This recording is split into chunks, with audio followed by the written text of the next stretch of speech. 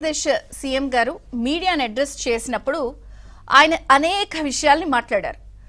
వ్యవసాయ పరంగా కానీ, టెక్నాలజీ పరంగా కానీ, ఆర్థిక రంగ పరంగా కానీ, పరిశ్రమల పెట్టుబడుల పరంగా కానీ, భవిష్యత్తులో రాష్ట్ర జీఎస్డీపీ పరంగా కానీ, అభివృద్ధి, సంక్షేమం, అలాగే పుట్టబోయే పిల్లలకి సంబంధించి తలసరి ఆదాయం, భవిష్యత్తు, టెక్నాలజీ పరంగా రాబోయే మార్పులు చేర్పులు, గవర్నెన్స్లో తీసుకురాబోయే అంశాలు, అడ్మినిస్ట్రేషన్, ఇలా కీలకమైనటువంటి అంశాలు, అలాగే 7 నెలల్లో తాము తీసుకొచ్చినటువంటి ఘనతలు, పెట్టుబడులు, చేసినటువంటి అంశాలు చాలా సుదీర్ఘంగా మాట్లాడారు.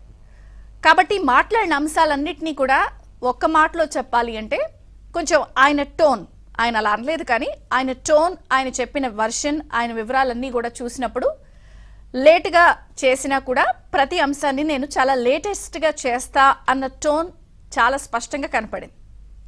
ఎందుకంటే ఆయన చెప్పిన అంశాలని ఒకసారి మనం డీటెయిల్డ్గా వెళ్లే ముందు గత ప్రభుత్వ అంశాలతో పాటు ముడిపడి మనం ఈ అంశాన్ని చూడాలి. ఎందుకంటే గత ప్రభుత్వంలో జగన్ సర్కార్ ప్రధానంగా ఓడిపోవడానికి, ప్రధానంగా అంత ఘోర ఓటమి చూడటానికి రెండు ప్రధానమైన కారణాలు. ఒకటేంటంటే రాష్ట్రంలో ఉన్న ప్రతి పౌరుడు నోరెత్తి మాట్లాడలేని పరిస్థితి. అమ్మో, ఏం మాట్లాడితే ఏమవుతుంది, మనల్ని ఏం చేస్తారు, అసలు మన భవిష్యత్ ఏంటి, ఇంత నియంతృత్వమా, అసలు ఉంచుతారా చంపేస్తారా అనే ఒక భయం, రేపేంటి, ఈరోజు గడిస్తే చాలు అనే ఒక రీజన్, ప్రధానమైన రీజన్. రెండో రీజన్, సరే మనం ఎలాగోలా నెట్టుకొచ్చినా రేపటి తరాల మన పిల్లల భవిష్యత్ ఏంటి, అసలు మన పిల్లలకి భవిష్యత్తు ఉందా, ఇలా డబ్బులు ఇస్తే అకౌంట్లో తినుకుంటూ పోతే అసలు మన పిల్లలు రేపు ఉద్యోగపరంగా కానీ లేదా కాంపిటేటివ్గా ఇతర రాష్ట్రాల్లో లేదా దేశంలో పోటీ పడాలన్నా అసలు చదువుల పరంగా ఏంటి, అసలు టెక్నాలజీని అందిపుచ్చుకునే పరిస్థితి ఉందా, పిల్లల భవిష్యత్ ఏంటి, మన సరే మన పిల్లల భవిష్యత్ ఏంటి, ఈ రెండు ప్రధాన అంశాలు గత జగన్ సర్కార్ని, ప్రతి పౌరుణ్ణి ఆంధ్రప్రదేశ్లో ఆలోచింపేలాగా చేసి 11 సీట్లకి పరిమితం చేసి 164 సీట్లు కూటమి ప్రభుత్వానికి ఇచ్చినప్పుడు నిన్న సుదీర్ఘంగా ముఖ్యమంత్రి గారు అడ్రస్ చేసినటువంటి అంశాలు, విషయాలు గమనిస్తే ఈ విషయాలన్నింటినీ ఆయన స్పృశించారు. ప్రధానంగా ఒక్క మాట చాలా క్లియర్ కట్గా చెప్పారు. నాది కక్ష సాధింపు రాజకీయం లేదా కక్ష సాధింపు అడ్మినిస్ట్రేషన్ కాదు, నాది నా బలం, నా బలహీనత విజన్. సో ఈ విజన్ అనే యాంగిల్లోనే నా పాలన, నన్ను అభివృద్ధి అనే యాంగిల్లోనే చూసి ప్రజలు ఎన్నుకుంటారు. నా పథం ఇదే, నా విధానం ఇదే. సో విజన్ అనే అంశంతోటే నేను వెళ్తాను. విజన్ 2020 అన్నప్పుడు కూడా చాలామంది ఇలాగే నవ్వారు, అసలు ఏమిటి ఇదంతా అని. ఇప్పుడు కూడా 2047 వికసిత్ ఆంధ్రప్రదేశ్, స్వర్ణాంధ్రప్రదేశ్ అనే లక్ష్యంతో వెళ్తున్నాను. ఇది కూడా అభివృద్ధి ఫలాలను ఇస్తాయి.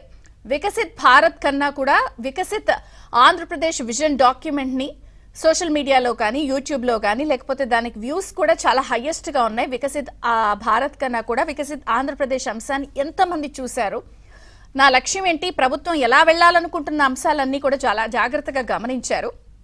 2047 నాటికి 347 లక్షల కోట్ల రూపాయల ఆర్థిక వ్యవస్థగా రాష్ట్రాన్ని మార్చే దిశగా వెళ్తున్నాను. పోలవరాన్ని గోదాట్లోకి నెట్టేశారు, అమరావతిని ఏం చేశారో తెలుసా, అన్ని స్పష్టంగా కనిపిస్తున్నాయి కదా. ఎప్పుడూ కూడా రాష్ట్రంలో ఆదాయం పెంచుకునే మార్గాలను మనం గమనించుకుంటూ ఉంటేనే భవిష్యత్తులో అప్పు పుడుతుంది. అప్పులు చేసుకుంటూ పోతే అప్పు పుట్టే మార్గమే మనకు అనేది కనిపించదు.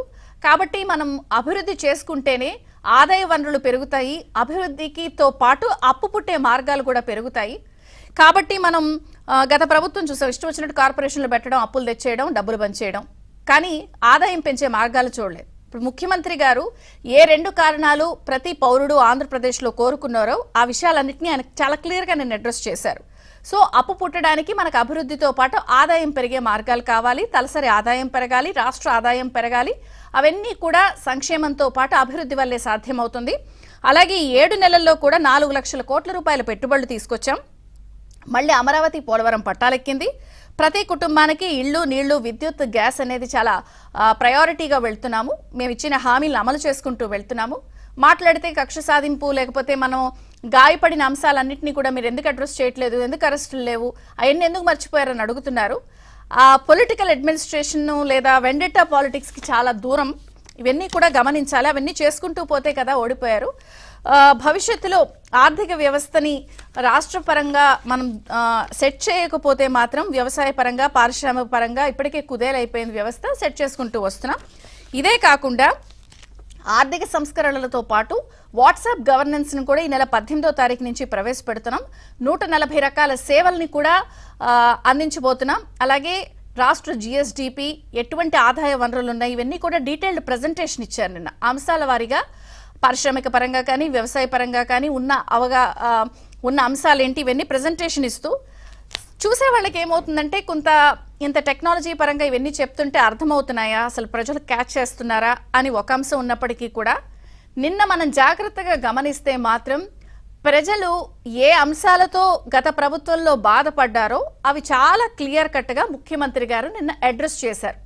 పిల్లల భవిష్యత్తు, టెక్నాలజీని అందిపుచ్చుకోవడం, జిఎస్డిపి పెంచడం, రాష్ట్ర తలసరి ఆదాయంతో పాటు ప్రజల తలసరి ఆదాయం పెంచడం, అప్పు పుట్టే మార్గాలకి ఆర్థిక పరంగా బాటలు వేయడం, ఎట్లా తీసుకురావాల్సిన అంశాలు, ప్రాజెక్టులు, పరిశ్రమలు. కాబట్టి పూర్తి స్థాయిలో వెండెట్టా పాలిటిక్స్కి దూరం అని చెప్తూనే ఇంకొక అంశాన్ని చాలా క్లియర్గా మాట్లాడారు.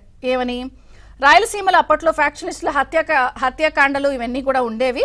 సో కత్తి పట్టిన వాళ్ళు కత్తికే బలవుతారు అన్న అంశాన్ని కూడా గమనించాలి.